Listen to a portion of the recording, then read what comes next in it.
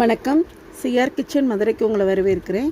இன்றைக்கி நம்ம உருளைக்கிழங்கு சோயா வறுவல் பண்ண போகிறோம். அதுக்கு தேவையான பொருட்கள் என்னென்னு பார்க்கலாம். வேக வச்சு உருளைக்கிழங்கு 1 கப்,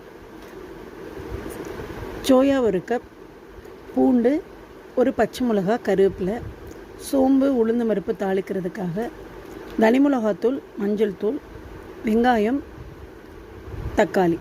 வாங்க இதை எப்படி செய்யலான்னு பார்க்கலாம். எண்ணெய் சூடானோன்னு நம்ம தாளிக்கிறதுக்கு சோம்பு, உளுந்தம்பருப்பு போட்டுக்குவோம்.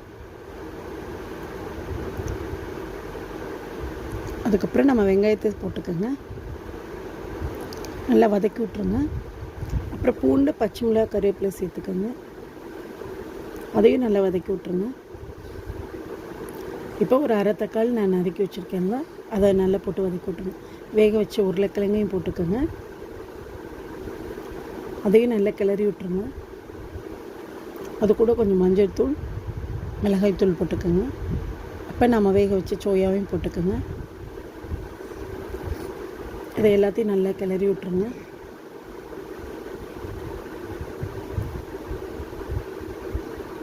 இது கூட கொஞ்சம் தண்ணி ஊற்றிக்கோங்க. கடைசியாக கொஞ்சம் கரம் மசாலா தூளும் போட்டுக்கோங்க. எல்லாத்தையும் கிளறி விடுங்க. தயிர் சாதம், சப்பாத்தி, ரசம் சாதம், சாம்பார் சாதத்துக்கு இதை நீங்கள் பரிமாறலாம். இதை ட்ரை பண்ணி பார்த்துட்டு எனக்கு எப்படி இருக்குன்னு நீங்கள் ஃபீட்பேக் சொல்லுங்கள். சிஆர் கிச்சன் மதுரைக்கு லைக் பண்ணுங்கள், ஷேர் பண்ணுங்கள், சப்ஸ்கிரைப் பண்ணாதவங்க சப்ஸ்கிரைப் பண்ணுங்கள். தேங்க்ஸ் ஃபார் வாட்சிங்.